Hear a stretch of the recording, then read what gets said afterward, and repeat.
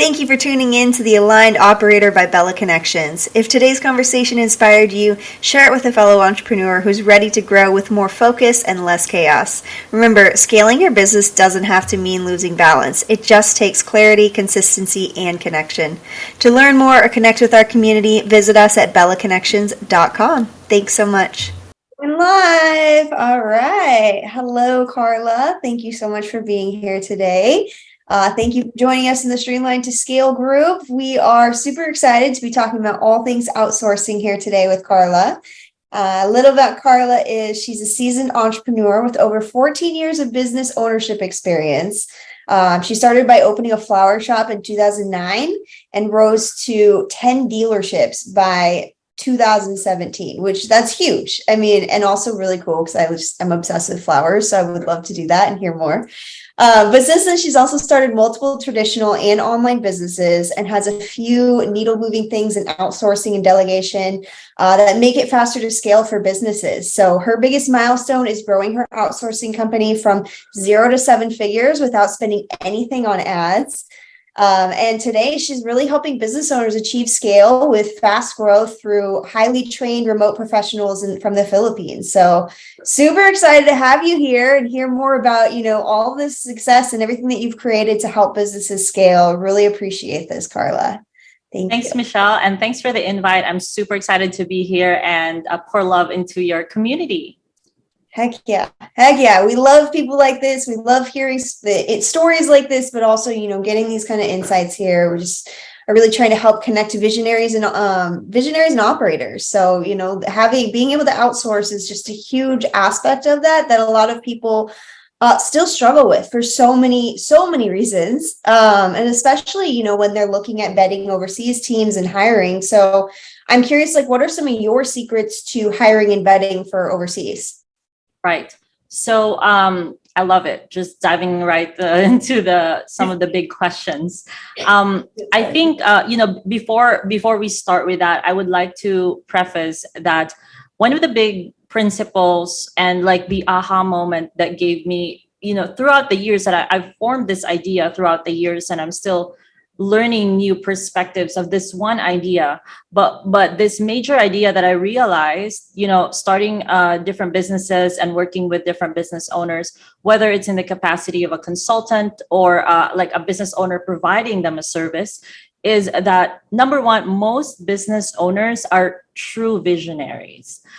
If you look at the personality type of entrepreneurs and most entrepreneurs, they have ideas and they have higher risk tolerance, and they love novelty. They love the excitement of that first sale. They love being creative. So all this personality type is connected to being a visionary.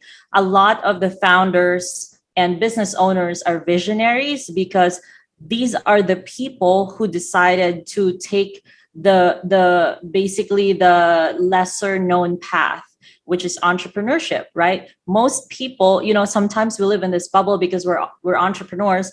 We think that everyone is like us, but actually we are the crazy ones. We are the outliers. And that doesn't mean we're better than, other people. We just took a different path. And there's a reason why there's less people, obviously less than 1% that, took this path than the regular path, which is employment, leadership, rising the corporate ladder, which is amazing and awesome because it provides security and it also provides you opportunities to be trained in the world's best practices. So both worlds are very attractive. So the big idea that I realized is that because most entrepreneurs are visionaries, they really need strong integrators and they really need strong operators, and they constantly need people that do stuff in the business and make things happen. And we can all be hardworking and become an integrator, obviously, in our business, especially when we're starting our business. But at the end of the day, based on what I learned from most founders and most entrepreneurs, what they love is the creation part and anything related to that in the business. And so these things, all these other things need to be either partnered up, hired or outsourced. And so that's why, in my big vision of serving other people who are like me, right? It's like that kid that decides to be a doctor because their mother, like suffered from cancer and they wish they could have done something. For me, I'm done with the burnt out life. I'm done with the uninspiring life where you grunt to wake up and go about your day. And I realized that I want to serve people like me. And so I love this. I love this. So with that, outsourcing. Yeah. So outsourcing is basically passing off tasks and roles to people outside of your organization so you don't have to do it yourself. And one of the major trends that really took an uptick during the pandemic is outsourcing to other countries, right? Outsourcing, especially to countries where there is a currency advantage, like the US dollar to the Philippine peso, or the US dollar to the Mexican peso, or outsourcing to Eastern Europe. There's a lot of people that now also outsource to South Africa in the Balkans. So, this is outsourcing. And so when you're hiring from these other places with different cultures and with different countries, I can give you like 3 tips that will help you find, the best of the best, even if you're not familiar with where they are. And so I would say number 1 is look at how the big corporations in that country hire. Look at what requirements they put. Do they put a specific college degree as a requirement? Is that an advantage? Are they hiring from specific locations where internet connection is stable? So, Philippines is an archipelago, for example. So we have 7,000 islands, and a lot of those islands, unfortunately, still don't have very reliable internet or fast, or can't even get to like 20 Mbps. And this is just a reality in the rest of the world. And so you got to find out about that. And then the location, another level of the location nuance is is it prone to calamity? You don't want to be hiring from certain places where there are a lot of earthquakes or typhoons.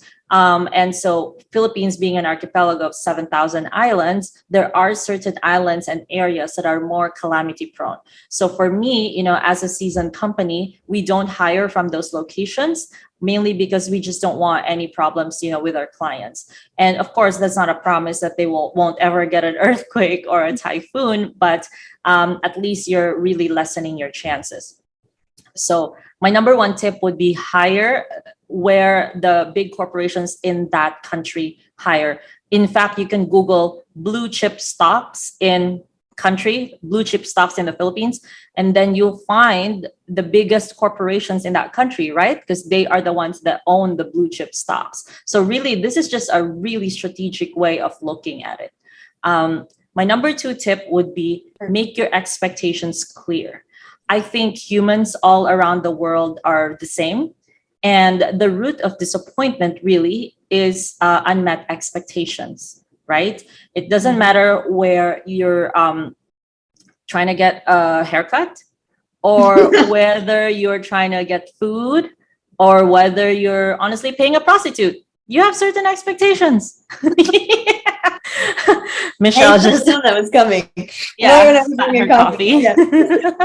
Yeah, like seriously, like if you're hiring a prostitute, you have certain expectations, and honestly, you probably need to communicate those expectations better, because there could be a lot of nuances there, like what they're okay with and what they're not, right? You could be surprised with like a toy or all kinds of different things. You never know.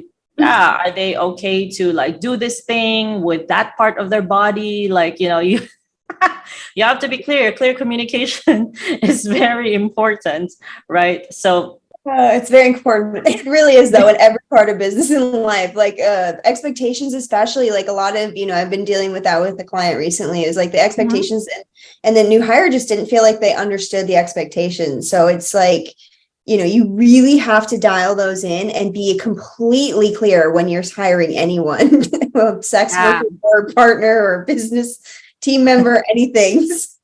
Yeah. So I think a lot of people, when they prepare to hire overseas or outsource, they try to over communicate on the requirements or the tasks. But the expectations are really the most important part, because it is a qualitative way of communicating what is success to you, right? So these could be like KPIs, OKRs. It depends on how, for me, I'm agnostic to systems. And so some people are very into EOS. Some people are very into like a certain type of system for their company. And once again, that's why if you can't do this yourself, you probably need advice from like operations executives or experts like Michelle and some of the people we have here in this group. And so communicate your expectations correctly, because that will really make it clear about what you're expecting.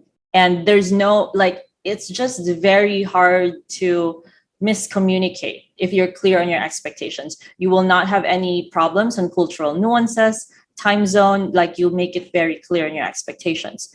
And number 3, this is one of my favorite things to say when you're hiring.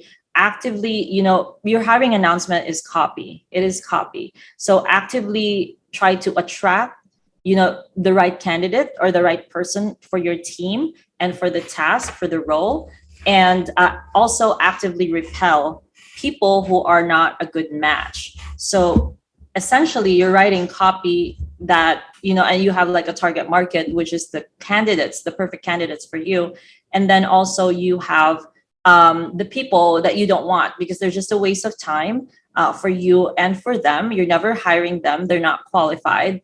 And so actively attract the right people and actively repel, like literally say this is not for you, if, just like you would write copy. So there's also a ton of people here who are very talented with copy. And so you will, a quick word from them, if you have a friend, would definitely help you out.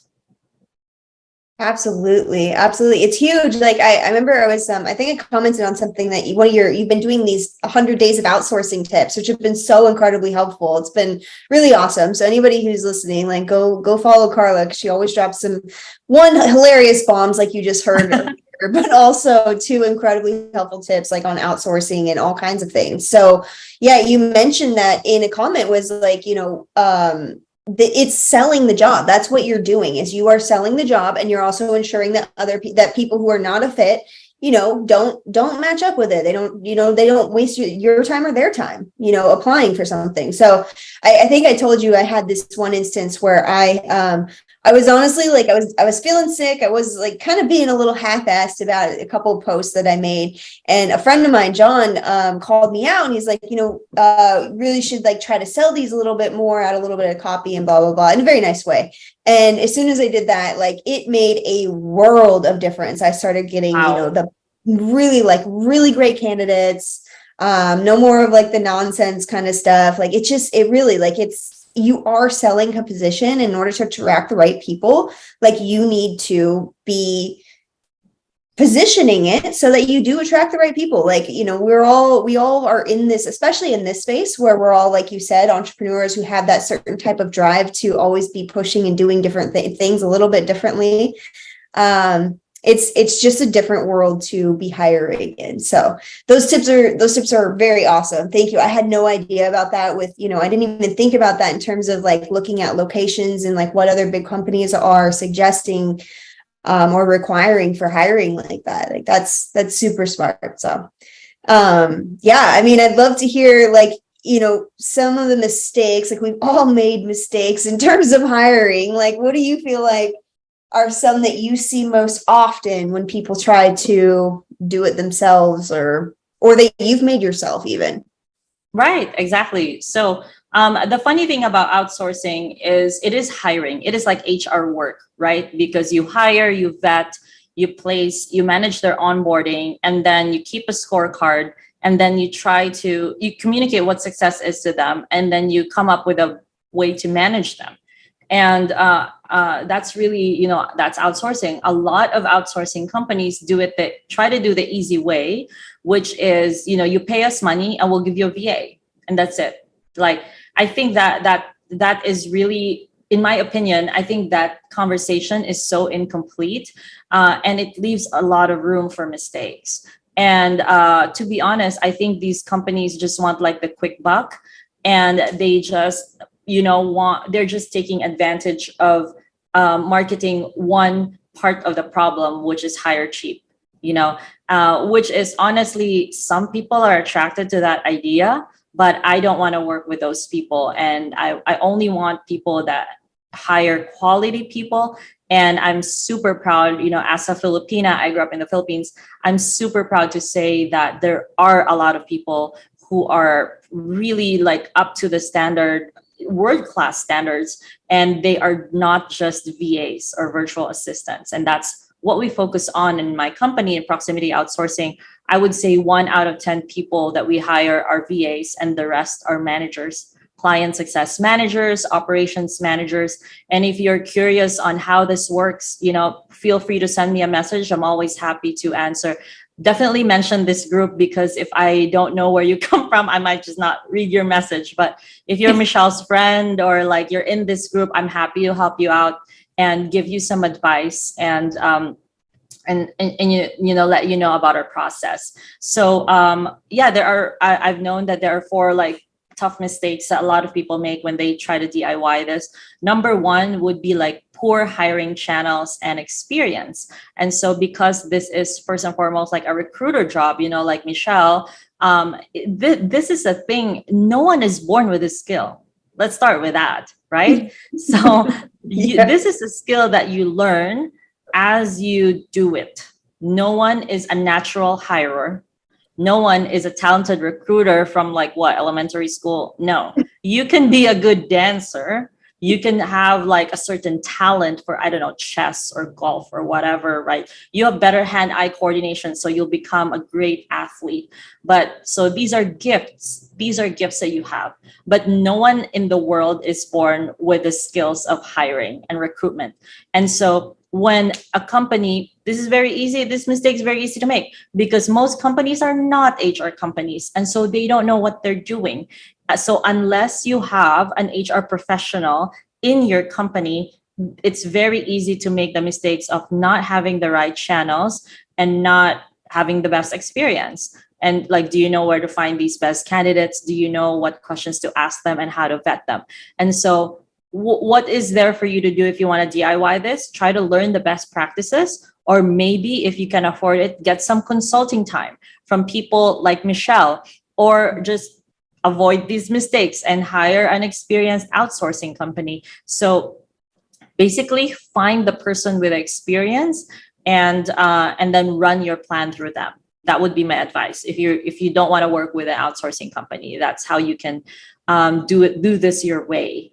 Number 2 would be poor vetting and testing of candidates.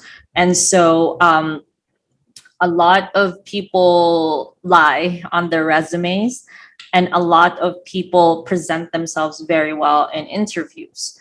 And so what we do in our company is we have different, each hiring plan is custom, and we have different ways to test certain things. Even during the interview, the way we ask questions and what questions we ask are very qualitative and very situation based, solution based. We really try to find out what happened, and we ask for stories instead of like, what are your traits, or something like that. So I've met a lot of people that have great resumes, and they present themselves well. They speak amazing English. This is the other thing, guys. You will make this mistake. If you hire overseas, you could hire someone that's not a good fit for the job, and you end up hiring them only because they have amazing English.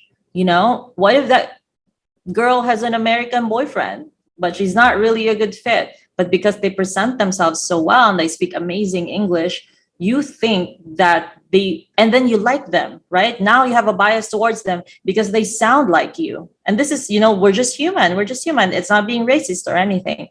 It's just how the world works. And so make it objective. There's websites like Test Gorilla where you can use to do custom testing, free English proficiency tests like EFSET. You can just Google the EFSET tests. They can grade. You can do a quick 15-minute English proficiency test that will grade your English level.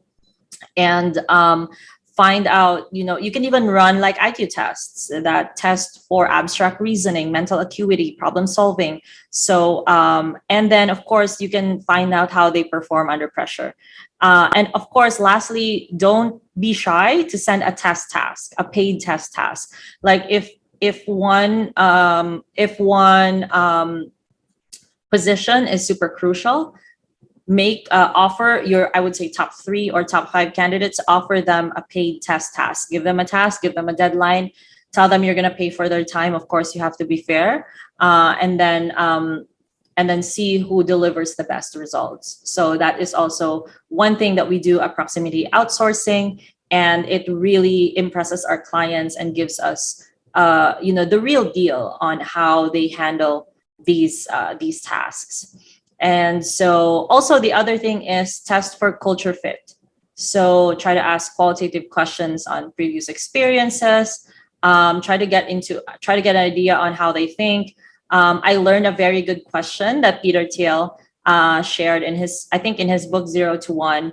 His favorite hiring question is at the end of every interview, he said he asks each candidate, what is a truth that you believe in that most people would disagree with? And so there's no right or wrong answer, but it gives you an insight on how these people think, right? Yeah. And so Michelle, what is the truth? Oh God. Now we're gonna get in trouble. No, I mean, I can definitely see how like that would bring out a lot of interesting responses, honestly. Like, oh God, a truth I believe most people Aliens. I mean, yeah, I definitely believe in aliens, 100. I mean, I am one. Hello. No, there's a few of them, but for the sake of this call, I'm not going to say too many, because the first one that pops in my mind, I did mention that we did this conversation at a mimosa, actually, with a couple people at the table. And there was some people who believed in flat earth. There was some people who believed in, a lot of different things. And it was really interesting. And mine got political, and I'm not going to go down that route here because it's just not the place. But it really does, like, it shows you more about their personality and their culture. Like one of the people who, was believed in the earth is flat is very much, they're a very religious community. Their business and their entire team are very religious. They all kind of align on these views. So it's just, it's interesting in terms of like how that brings your culture together. Right. No, okay. So no, wait. Now you threw that at me. Like I have to ask you, what's your truth that you believe in that other people would disagree with? One of the truths that I'm still obviously like forming a whole opinion on this, but a truth that I believe in is that this is hard. I think a lot of people, I'm going to get canceled for this, but I think, with the increasing conversations around mental health and depression and things like that, now we are like more open to talking about it. Seeing a therapist is now kind of cool. You're not crazy, One of the things that I've noticed is that I think healing and the process of healing feels nice. But I think a lot of people get addicted to that, and then they stay broken because because the healing process seems nice. I moved to Playa del Carmen over the pandemic, honestly, because I didn't want to be forced to take the jab. And it was not a yes or no. It was more of like, I want to wait, right? And I want to form my decision properly. And this city has a very cool like wellness culture. Everyone goes to the gym. Honestly, a lot of people just walk around in bikinis. Like it's the opposite of America, where most people are obese and overweight, So I really love the health culture here. But there are a lot of healing modalities here, like Reiki, even like ayahuasca, like DMT, mushroom, cacao. So I noticed that a lot of people come here for those things and the healing stuff. And I get it. It feels nice. Reiki energy actually feels nice. I believe in that. But a lot of people, I feel like they try to stay broken, or they like I don't know, they blow up a small thing in their lives, and they stay in that space of having anxiety and depression because they feel like it's comfortable still or something. Like they do these healing modalities not to get out, but just as some sort of a maintenance thing, and they just accept it that they'll always have it.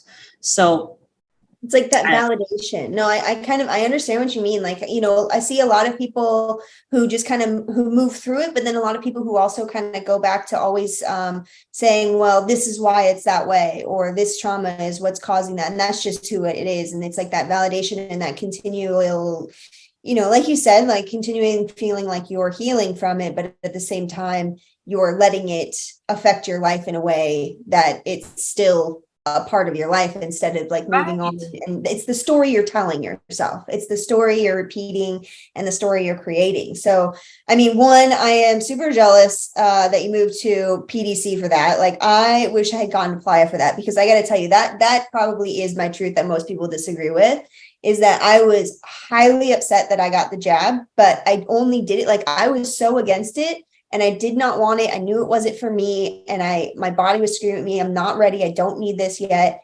But my family, I was moving back to Arizona to spend some time with them. And family was saying, we can't see you, not even outside, not even with masks on. You can't be around us. I was getting uninvited to weddings. I was, being alienated from my circle. And like, I was like, okay, what's the worst that's going to happen? I just remember standing in line, like, to get it done. And my insides were just screaming, run and get away. Like, don't do this. And so like, that's one of the hardest things that I've been dealing with for a long time, is that I did go against my own internal judgment to do that. And I know a lot of people aren't going to agree with me on that, and that's fine. But that's a personal opinion and a personal health concern. But yeah, I totally see what you mean in terms of like, sometimes people get stuck in that kind of like continual healing, but that story just continues of what it is. And I think it's important to talk about the mental health and relate and validate and understand these things. But I think it's also important to realize that's the past, and this is the future that I'm creating is not that. And who I am is not that. So not relating, not associating your being to whatever experience you have had or felt, and so on. So anyway, digress a little bit. But see, like how many values came out of that, right? Yeah. Like it showed that. So if I'm assessing you, it showed that you take ownership of your decisions. It showed that you actually think through your decisions, consider a lot of things. It shows that you love your family, and that's a major value to you. So see how many values come out. I'm actually having goosebumps from just discussing this with you, because I feel like it's such a breakthrough. And this is how these qualitative questions work in your business. You really get to know this team member that you're hiring, and you get to know, you'll find if they have leadership qualities, you'll find it super early on in your relationship, because they're sharing a personal value with you. That's so true. I mean, that is so true. And like, you're understanding more of like what motivates them, what really drives them, how they feel about things, and like what they're, like you said, their values. So that's really powerful. I'm definitely going to start using that. That's a good one. I'm excited. And it's fun. It's fun. You'll find out different things about people, and it helps you, think things through. You might not have thought of this idea before, and now you're like, right. So it's a great experience. So thank you, Peter Thiel. Obviously, he's one of the smartest guys out there, and I can only wish I can take credit for that. Number 3 mistake is a substandard onboarding process. And so a lot of people, because your company, this is your outsourced team member, both of you are new to each other. It's like you just started dating. And so of course you're going to fight. there's going to be miscommunication. There's going to be missed expectations somewhere. There's going to be, oh, I thought this is fine. It wasn't. And one of the things that contributes to that is a substandard onboarding process. And so do you have your scorecards ready, your expectations properly laid out? Do you have your templates, systems, access? How do you give feedback? What does your feedback loop look like? And so you have to prepare these things. So, and then I also suggest daily stand-ups for the first 2 weeks between the hired person and their direct supervisor. Even if it's a 15-minute daily stand-up, it corrects a lot of things, and it really helps, going through, okay, let's go through yesterday, what went right and what went wrong. So this is if you do your daily stand-up in the beginning of the day, and if you do it at the end of the day, what went wrong and what went right today, how can we correct it, how can we avoid it moving forward. This season of correction, like the first 2 weeks, helps a lot in really speeding up, one, if you guys are correct, if your guys are right for each other or not, and seeing if if you're going to continue working on it, if it's not a very good experience, if there's enough in that professional relationship to keep going, So obviously if you're the boss, try to be forgiving, try to also accept feedback from them, because if you're DIYing this, your onboarding process might not be super perfect. But once again, you have experts like Michelle, try to get advice and or even advice from a friend. Have a second pair of eyes, look at your onboarding process. And then last mistake is poor ongoing management. And so a lot of people, they don't just want to do tasks. Remember, these are human beings, and human beings have a natural desire for growth, especially during 20s and 30s, where this is like our best growth years, right? So try to give your outsourced team a ladder for advancement, skill-wise and personal development-wise. So within 6 months, I'll give you some examples. Within 6 months, do you give them free access to, or are you going to buy them a certification course that helps them improve at what they're doing? Are you sending them to a retreat? No? Are you buying coaching for them? Are they going to earn benefits? Are they going to get promoted? What are the expectations? So you're giving them a path to go and a path to move forward. So they're always excited about working in your company and not have the factory worker effect.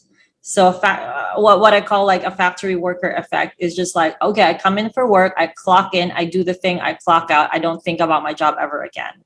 So you don't want to have that. You want like a fully present individual giving their gifts and time to your company. And so what you should give in return, yes, the salary is nice, benefits are great, but also give them a path to grow, because your business is also here to grow. And you can't grow if there's 100 people in your company and you're the only one that's growing. It's going to suck, if all you have are factory workers, quote unquote, then you're going to have a lot of problems in growth. I totally, 100%. And like, you're not bringing in that innovation and that, that growth is important to everyone. And nobody wants to feel like they are stagnant, underappreciated, undervalued. And just, these are little things that not only increase their skills and, boost your business by giving them trainings and, certification programs, sending them to coaching programs or events that will be helpful to them, but it's also helpful to you. And it's helping them also feel valued and appreciated within a business. And that's huge. Like, I think that for most people matters more than, pay and feeling valued. Those are like the number two things, in my opinion, that that keeps the best team members around. Like, if they don't feel valued, they're not going to stay for any form of pay. For the most part, they'll find something that's similar or take a lesser pay just to actually feel valued and appreciated. So putting in these kind of, instances, like having that streamlined onboarding and like, actually engaging, helping them feel they are, working together on this. It's just like a dating, you have to, you're working on a relationship consistently and, feeling out how it works. So I really like that idea, like the 2-week stand-ups and things like that, as well as making sure you have a plan of ongoing management with them. That's really cool. Thank you for that. Yeah, you're welcome. So I guess, you talked about this a little bit in terms of, some of the onboarding processes that you do. Like, do you have any like specific like onboarding processes that like you highly, they must do aside from these like 2 weeks, and also ongoing management, especially of, teams overseas where it's a lot of times you're on different time zones and it's a lot more difficult to connect. So. Yeah. And so for onboarding, it's different for each client. Like what we do, it's different for each client. But really, it's kind of like a set of things that will help your remote professional succeed as soon as possible. So you're really just killing, you're really just collapsing time here. If you have a good onboarding process, because I'm going to admit, I've had bad onboarding processes that went okay, but it took so long for the person to actually get the groove on their role. And so we have to really tighten it up. And then every new person you hire, you're going to improve one little thing. And that would be great. My big tip would be a lot of Loom videos. A lot of Loom videos is great for onboarding because it just, saves time and it shows them a correct and reasonable expectation on how long a task takes, because you explaining it, trying to write it and everything sometimes takes forever. So, and of course, I would also advise investing in an LMS or a learning management system inside your company. I think WordPress has this for free actually, and you can give your teammates like a login to access this, but maybe create a course, like a course type, video number 1, video number 2. That would be great as well, especially if you're hiring for a role that's repetitive, or that you're going to hire, like say appointment setter. Your business is growing. You're hiring one now. Next month, you're going to hire another one. Next month, you're going to hire another one.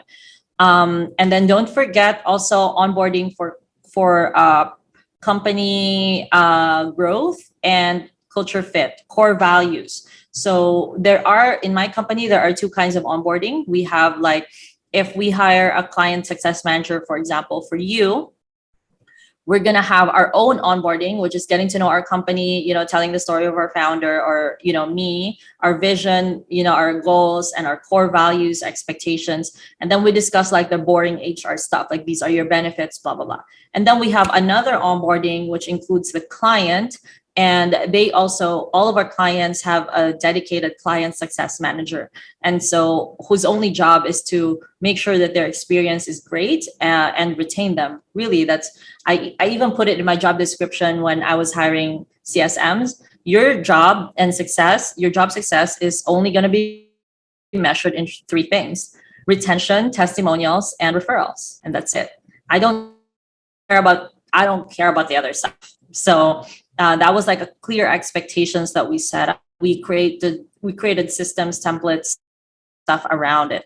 And so that is another onboarding, getting to know the business. What are my tasks? Basically related to the job description. So that would be my advice, doing kind of 2-pronged questions as well. And to your point of like ongoing management, my big advice, each company, depending on size, will have different options for ongoing management.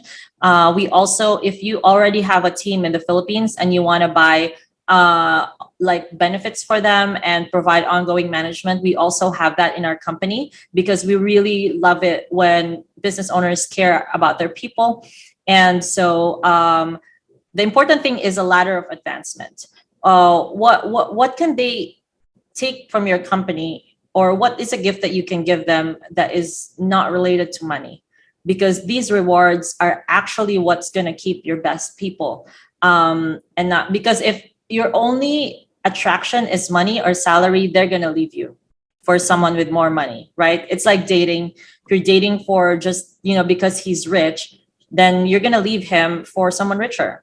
But if he's like rich and kind and he, helps you grow, right? and he's good in bed. Just kidding. No, Not you're not. then of course you're staying with this guy, so even if someone comes along with more money, you're like, no, I'm staying with this guy. So it's the same thing with employees, with team members. If your only attraction is salary, they're gonna leave you. And trust me, there's always gonna be someone who's gonna pay more. Oh yeah. Oh yeah. And honestly, like a lot of times too, like if that's all you're really going for is just the money, and like some people will leave just for better opportunities, for more growth opportunities, even if it's like similar or lower pay. Like, if there's a chance that they're going to grow into something bigger, or they align with the mission more, they feel like they're making a better impact somewhere. People care about like the impact that they're making, and they want to feel valued, and they want to feel appreciated. So you have to have more than just money at it. Like money matters, definitely, because that's the energy and the transaction that keeps us going and living, but you have to have a lot more than that. Like, it's saying, like you said, like just like dating, friendships, anything else. I mean, friendships, I guess you're not really about money, but anything in your life, like it's about more. It's about human connection, and it's about the pieces that keep us growing and evolving as people and as humans. That's all we really want. Yay. Michelle for mayor.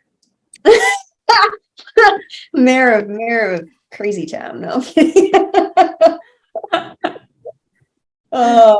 But yeah, I mean, this has been really, really interesting. I super appreciate you bringing all this to us. Like, is there, I mean, it's been really valuable to me. And I don't know if you've noticed, I hope I was quiet. I was trying to type really quietly, but I was typing a lot.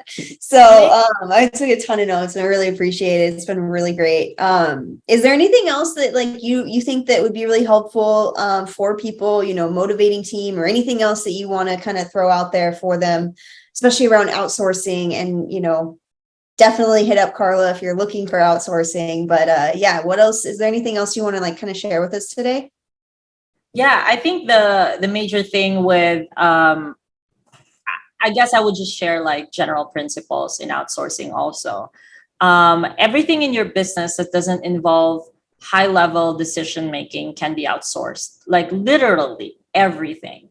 So when I learned this, actually, I realized that, so you can start any business actually, really, and have these cheaper options, because you can hire from overseas, and it just opens up your options. And so I would say, as founders, as business owners, find the thing that you like doing in your business, because that's the thing that will make your business grow, because you're doing it with gusto. No one's forcing you to do it, right? So when we are forced to do something, our results are not, we're not motivated to be the best at it, right? And so that's why with our hobbies, even though we're not paid to like play piano or play golf or watercolor, whatever your hobbies are, you're not paid to do them, but you're doing your best, right? And so as a founder, as an entrepreneur, you need to find that part of your business that you absolutely love doing, and to feel safe and supported enough to outsource the other ones. One important note that I noticed with specifically female founders is a lot of women, I notice, are not actually very open to being supported, because we're so used to doing everything ourselves, especially mothers. They overgive to their children. And we have this mindset of like, I can do anything, I'm independent. And that's great. That's great. But what I notice is that psychologically, it closes up their willingness to be helped and be supported. And I just want, a lot of entrepreneurs to be open to that, and, do your due diligence, obviously, but you have to trust, because you can't grow if you don't trust other people to help you build your mission and grow your company.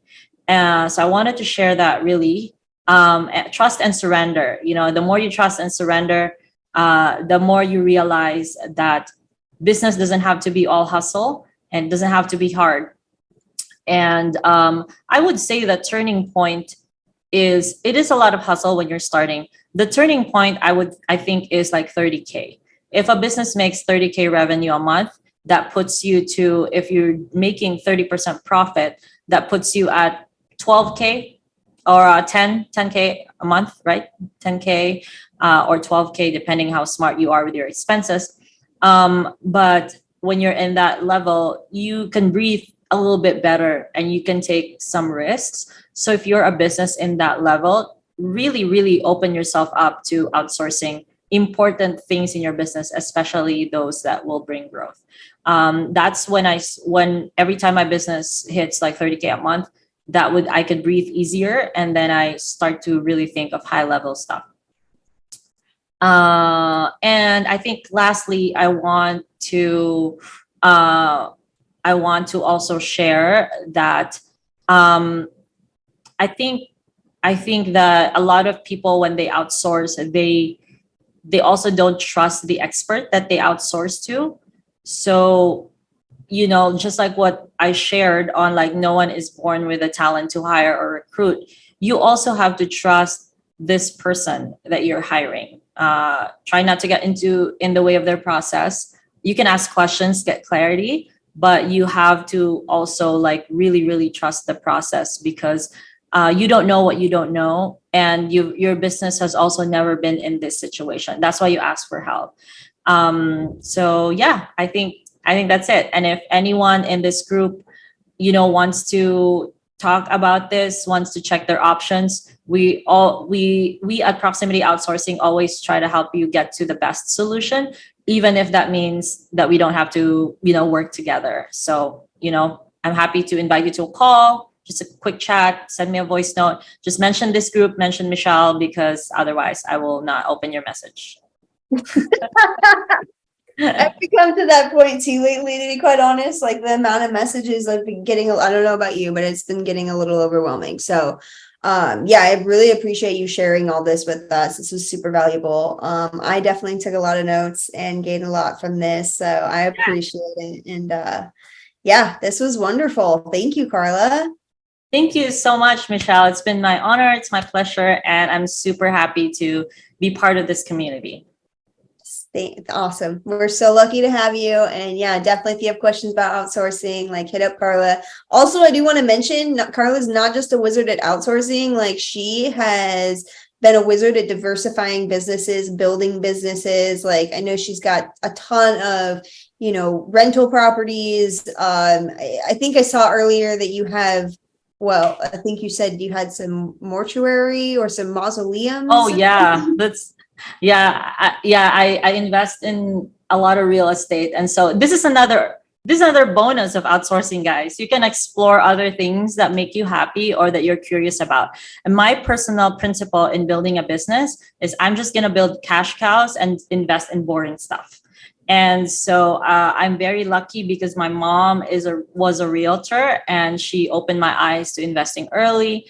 And so this is another bonus of outsourcing and not having to be overworked in your business, is you can explore other investment channels, other opportunities for growth. So yeah, actually that was my last property, my last mausoleum, cemetery property. But we have like condos, Airbnb properties, and I invest in other stuff too. I actually invested in wine as well over the pandemic. Ooh, smart. Yeah. Oh, smart. We need to have some of that wine someday. Well, we can't drink it because we need to keep it to increase its value. Yeah. Okay. That's fair. That's fair. Yeah. You bought it to age it and keep it for a while, you mean, or you invested in a winery? No. So I wish I had an affiliate link for this, but there's this platform called vinovest.co. And they help you can start with like $1,000. They help you invest in wine, and you get to form your own investment profile. Like, are you conservative? Are you and then they match you with certain wines. So I'm definitely conservative, and so I think they matched me with like Bordeaux's or whatever. And then they will tell you how much they can buy with the money that you invested. And so for me, for example, my first $1,000, I was able to buy like 6 pieces or 1 crate of this one wine. And so that would be like $150 per per bottle, and then they will keep it for you. They take a little bit of a storage fee, right? Of course, but eventually like it will increase its value. And the good thing is, if you have a big milestone in your life and you want to drink your wine, they'll ship it to you. Yeah, you can pull it out. And obviously all of these wines are amazing. If you love wine, are amazing, because these are the kinds of wines that increase value, right? Like they've already vetted these wines these years, the climate of the region of the year where the grapes were picked. Like seriously, they did all the work. So it was fun. That's really cool. My gosh. Yeah, you're not messing around. You got the flowers, you got the wine. You're like a one-stop date shop here, minus the mausoleums. But Yeah.